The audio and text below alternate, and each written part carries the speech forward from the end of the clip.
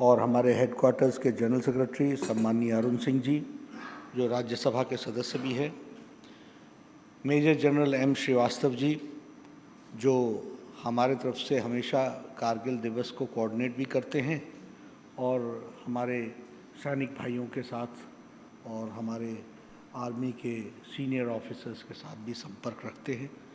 हमारे सभी वरिष्ठ यहाँ आज उपस्थित आर्मी के senior retired officers, decorated soldiers, distinguished officers और हमारी माताएं, बहनें, बुज़ुर्ग, मेरे नौजवान साथी, आज हम सब लोग कारगिल के विजय दिवस के अवसर पर यहाँ पर एकत्र आए हैं। और हम सब लोग जानते हैं कि भारतीय जनता पार्टी हर साल कारगिल दिवस को मनाती है विजय दिवस के रूप में, और ये कार्यक्रम 11 अशोक रोड से लेकर के सभी पार्टी के कार्यक्रमों में सम्मिलित होता है। ये हमारा राष्ट्रीय कार्यक्रम के रूप में देखा जाता है।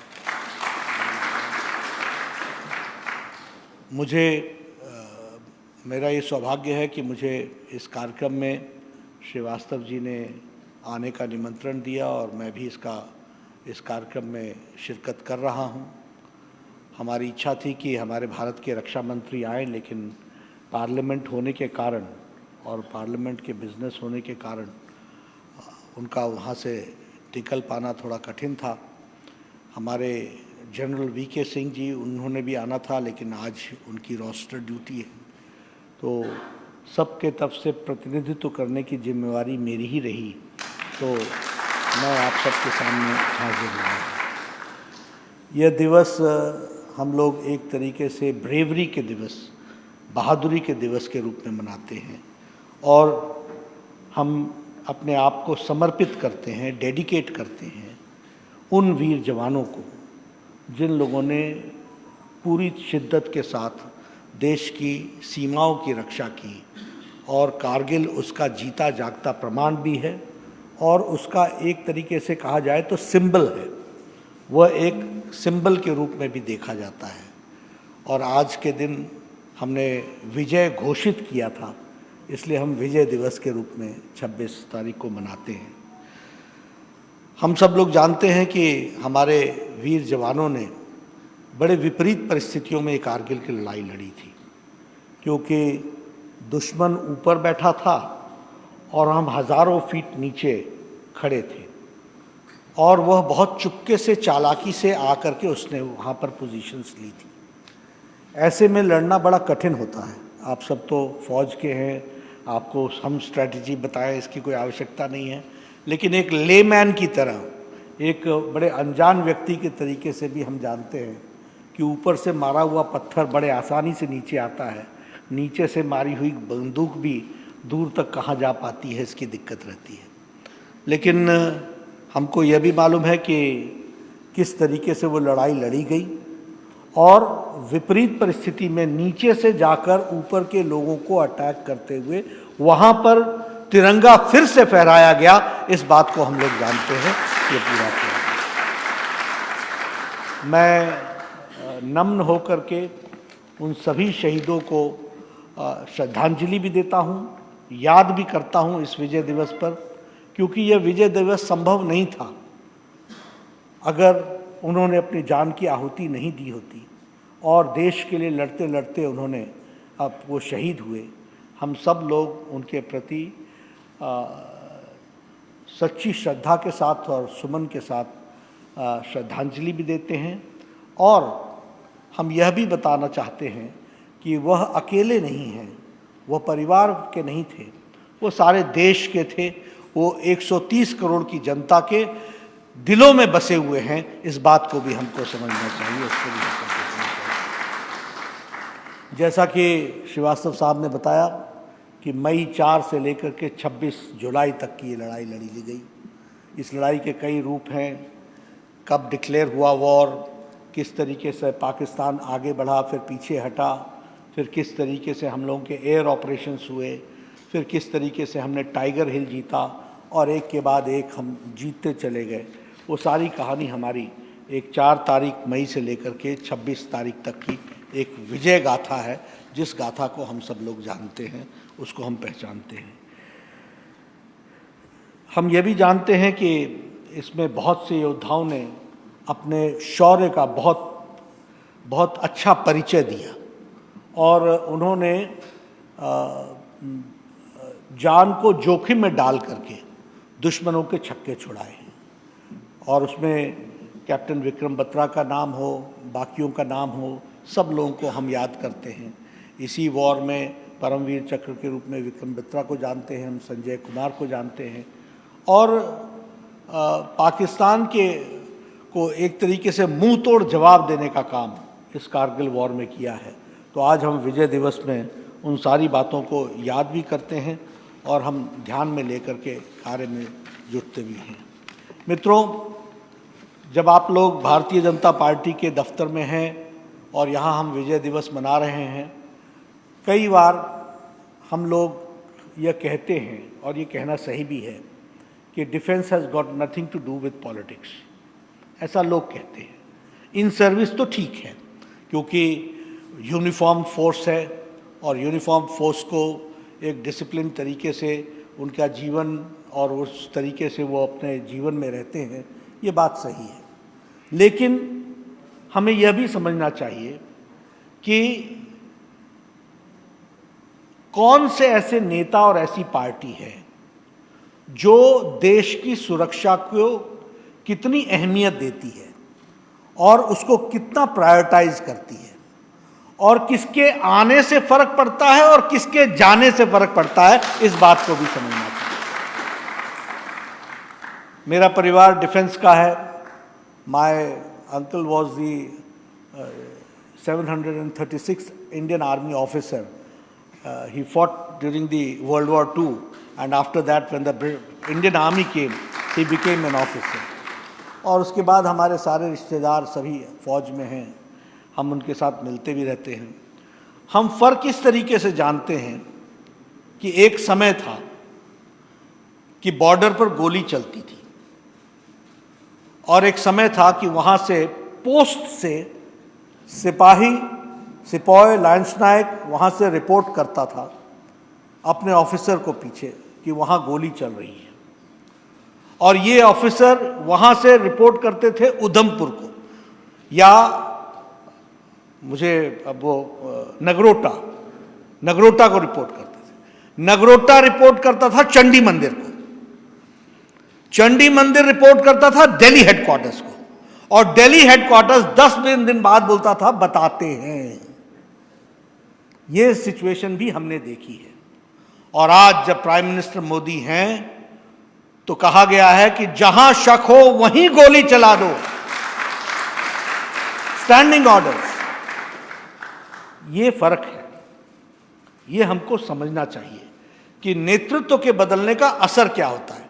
क्या मोराल होता होगा उस लांस नायक का जो बंदूक लेके के खड़ा है और जिसके पास असला है, जिसकी ट्रेनिंग हो रखी है, उसके आपने हाथ बांध रखे हैं और वह बेचारा दिल्ली से कमांड मांग रहा है, और 10 दिन बाद कहा जाता है wait we will tell you. क्या स्थिति होती होगी। मैं बादामी बाग के आर्मी कैंटोनमेंट एरिया में रहा हुआ आदमी हूं। मैंने देखा है इन्फिल्ट्रेशन के हाई टाइम में 1989 में लाल किले पर, लाल चौक पर जब झंडा फहराना था तो उसके इनकॉग्निटो मैपिंग करने के लिए मैं गया था। और उस समय जब मैं बादामी बाग के कैंप में गया था तो वहाँ हर 30 या 40 मिनट बाद एक हेलीकॉप्टर आता था, लैंड करता था उसके फील्ड में। उसमें से पेशेंट उतरता था। अगर उसने हरा कंबल पहना हुआ है या लाल कंबल लगाया हुआ तो जिंदा है। दूर से अगर उसने व्हाइट है तो इसका मतलब बेचारा शहीद हो चुका है। यह स्थिति भी मैंने अपनी आंखों से देखी है। मैंने वो भी स्थिति देखी है कि एक टेररिस्ट इस देश में आने के बाद 2.5 साल तक वह यहां पर उत्पात मचाता था। आज किसी भी टेररिस्ट की भारत में 1 से 1.5 सप्ताह से ज्यादा उसकी उम्र नहीं है। इस बात को समझना चाहिए। ये वही फौज है, ये वही कर्तृत्ववान लोग हैं लेकिन नेतृत्व अगर ठीक नहीं होता है तो 2.5 साल तक उत्पात मनाता है, और जब नेतृत्व सही होता है तो 2.5 हफ्ते में शांत कर दिया जाता है। यह भारत फौज की कमाल है, इसको हमको समझना चाहिए। और इसीलिए जब हम बात करते हैं तो हम हमेशा कहते हैं, अब मैं इस समय कोई राजनीतिक बातचीत नहीं करना चाहता, लेकिन हाँ, OROP का विषय तो 1971-72 का है, जो ऑनेस्टली प्रधानमंत्री मोदी जी ने जो कमिट किया उसको करके दिया, लेटर और स्पिरिट में करके दिया, मेन स्ट्रीमिंग करने का प्रयास हुआ है। अगर उसी तरीके से हम देखें तो बजट में इसके दृष्टि से देखें तो 2012-14 तक इंडियन आर्मी का बजट जो था वो 1,47,000 था, आज वो 4,78,000 बजट हो गया है।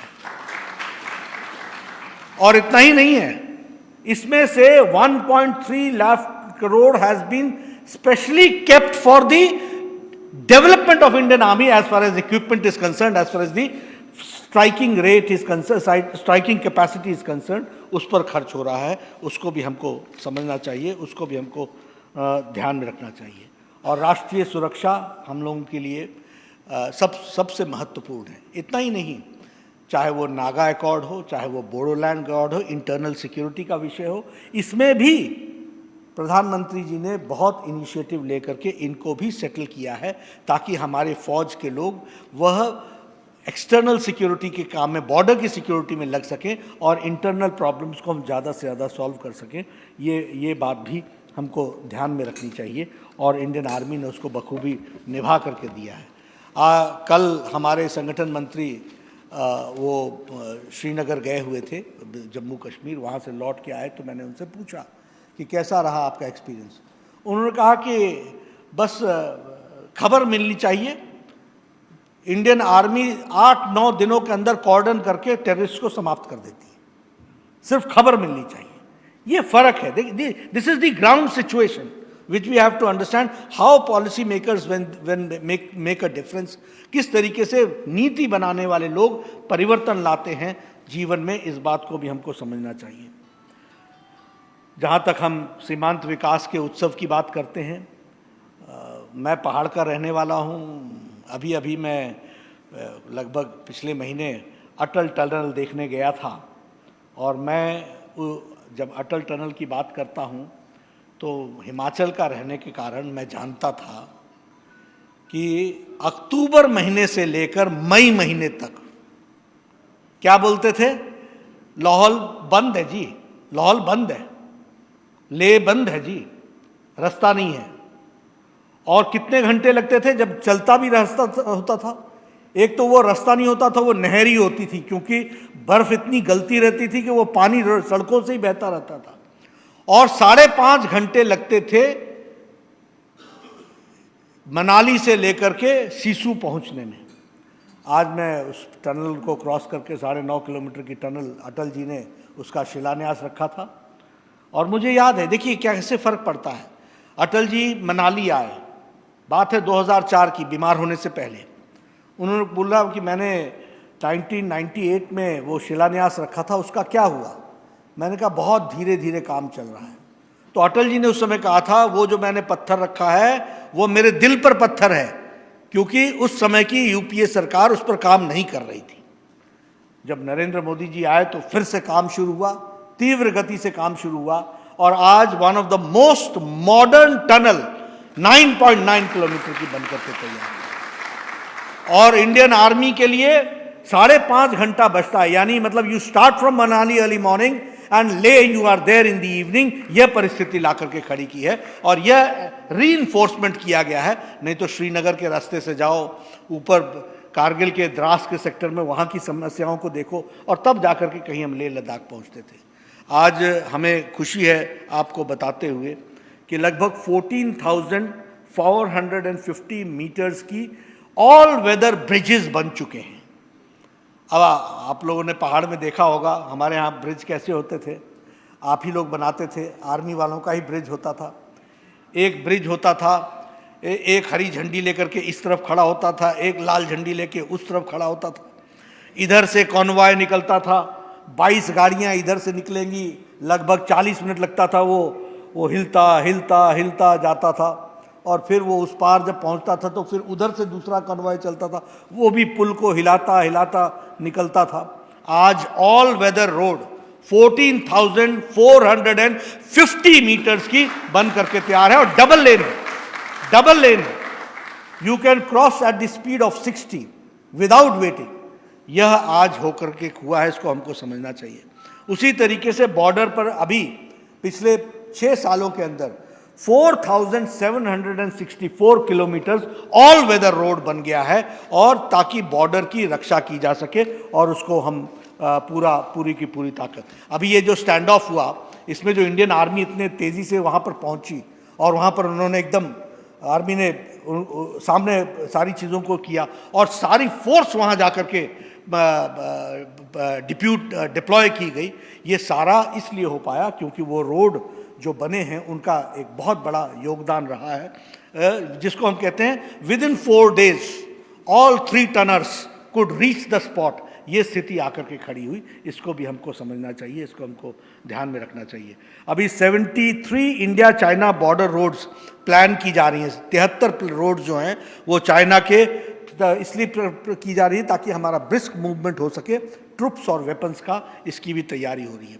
44 strategic bridges on sensitive areas, इसका काम शुरू हो गया है। उसी तरीके से दारबुक श्योक दौलत बेग ओल्डी रोड जो है, ये बीआरओ ने कंप्लीट की है। इसको 19 साल लगे हैं, और 19 साल में ये मोदी जी के टाइम के जो 6 साल हैं, इसमें 70% वर्क पूरा हुआ है। इस बात को भी हमको समझना चाहिए, इस तरीके से काम हुआ है। अभी 45 किलोमीटर सिवॉक रैंगपो रोड, ये वेस्ट बंगाल और सिक्किम का सिंगल ब्रॉडगेज लाइन बन रहा है, इस पर भी काम तेज़ी से चल रहा है। दुनिया का सबसे बड़ा जो ब्रिज है, रेलवे ब्रिज, वह भी चेनाब पर बन रहा है। तो ये सारे काम इंडियन आर्मी को बॉर्डर्स पर स्ट्रेंथन करने के लिए किए जा रहे हैं, वो हम आपके साथ शेयर करना चाहते हैं। मैं पार्लियामेंट में 2012 से हूँ, मैंने कांग्रेस का भी रिजीम देखा है।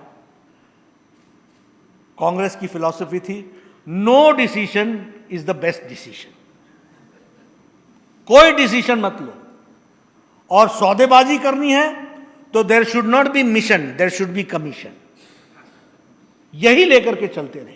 अच्छा नहीं लगता है कि हम डिफेंस के बारे में ऐसी बात करें, लेकिन इसी तरीके से इन लोगों ने जिस तरीके से सरकारें चलाई, अब आज के दिन कोट नहीं करना चाहता हूं, लेकिन हमारे पूर्व डिफेंस मिनिस्टर्स ने उस समय क्या कहा है, और कि हम कैसे क्या सोचते थे, क्या करते थे, सब चीज़ें ऑन रिकॉर्ड आई हैं।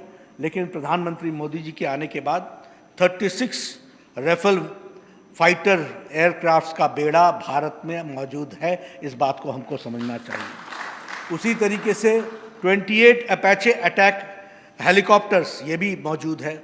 15 Chinook choppers, surface to air missiles from Israel MRSAM, इसको भी, ये भी हमारे यहाँ मौजूद है। 145 अल्ट्रा लाइट हावेसर है, वो भी हमारे यहाँ मौजूद है। 100 वज्र आर्टिलरी गन्स मौजूद हैं। 1.86 लाख बुलेट प्रूफ जैकेट्स। पहले हम बुलेट प्रूफ जैकेट्स बाहर से लेते थे, आज India bullet proof jackets export कर रहा है। अपनी तो सेल्फ सफिशिएंसी की ही है, लेकिन दुनिया को दे रहा है। यह परिस्थिति खड़ी हुई है। उसी तरीके से सरफेस टू एयर मिसाइल्स के 5 स्क्वाड्रन्स तैयार हुए हैं। मिसाइल ट्रैकिंग शिप, और वो भी शिपयार्ड में तैयार हो रहा है, हिंदुस्तान शिपयार्ड में तैयार हो रहा है। यानी आर्मी को एक अलग ढंग से देखने का नजरिया और उनको प्रायोरिटाइज करना, ये सारे आप सब लोग आर्मी में हैं, मुझे कहने की जरूरत नहीं है, लेकिन आप याद करेंगे तो सारे के सारी सिंस 80s ये इक्विपमेंट का मॉडर्नाइजेशन ये प्राय रुक सा गया था, and it was speaking on the morals of our fighters, our jawans, our officers, इन सब पर उसका असर पड़ रहा था। लेकिन प्रधानमंत्री मोदी जी के आने के बाद quick decision, bold decision in the favour of the country, इस तरीके का किया गया। अब FDI 74% कर दिया गया है, और हमारे यहाँ घर में इनिशिएट किया गया है ताकि हम इंडिजिनस चीज़ें ज़्यादा से ज़्यादा बनाएं। इस बात को भी हम लोगों ने करने का प्रयास किया है। ये सारी बातें मैं आपको इसलिए बोल रहा हूँ कि लीडरशिप मेक्स अ डिफरेंस। जब कारगिल दिवस था तो उस समय पाकिस्तान के प्रधानमंत्री नवाज शरीफ साहब क्लिंटन से मिलने गए थे और उन्होंने कहा था कि हमारा समझौता कराओ।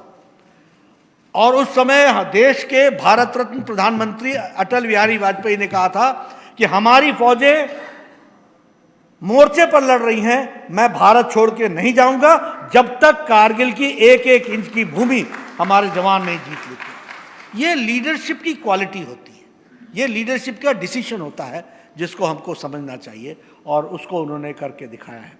और वैसे ही हमारे प्रधानमंत्री जी ने अभी कहा था, और मुझे प्रधानमंत्री जी के साथ काम करने का मौका अभी मिला है, पहले भी मैंने काम किया है। हम सब लोग जानते हैं, उन्होंने एक प्रधानमंत्री की हैसियत से कहा था कि घर में घुस कर मारूंगा, आपको ध्यान में होगा। और 5 दिन बाद वो जो एयर स्ट्राइक हुई थी, उसने दुनिया को संदेश दे दिया कि India means business, business and business. किसी से न नज़र झुका के बात करेंगे, न उठा के बात करेंगे, आंखों में आंखें डाल के बात करेंगे। ये बात प्रधानमंत्री जी ने कही थी। मित्रों, हम यही कह सकते हैं कि आज जब प्रायोरिटीज़ की बात आती है तो इंडियन आर्मी और भारत की सुरक्षा, एकता, अखंडता, हमारे विरोधी भी ये जानते हैं। Nationalism is synonym to Bharatiya Janata party. राष्ट्रीयता भारतीय जनता पार्टी के कण-कण में, इसलिए उसको संजो कर रखना, आगे बढ़ाना, ये हमारी जिम्मेवारी है।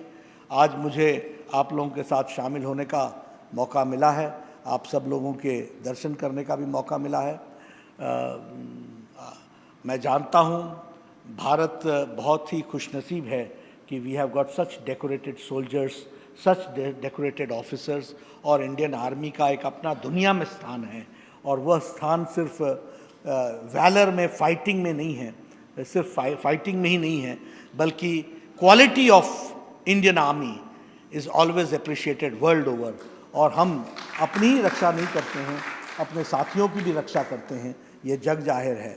तो ऐसे सभी लोगों को मैं नमन भी करता हूँ, सलाम भी करता हूँ, उनको आदरपूर्वक उनके साथ आज कारगिल दिवस का सौभाग्य मुझे मिला है। आज हमारी बहनें आई हैं जिन लोगों ने अपने पति इसमें शहीद हुए हैं, मैं उनके प्रति भी अपने नमन होता हुआ और नमन करता हुआ आदरपूर्वक उनको हम सब लोग श्रद्धांजलि देते हैं और आपको विश्वास दिलाते हैं कि सारा देश आपके साथ खड़ा है, सारा देश उनको अपना परिवार मानता है। कारगिल दिवस के विजय अवसर पर हम सबको शुभकामनाएं भी देते हैं, with the recommitment that we will see to it that we'll fight to the best and keep the borders safe and keep India as a safe country. बहुत बहुत धन्यवाद।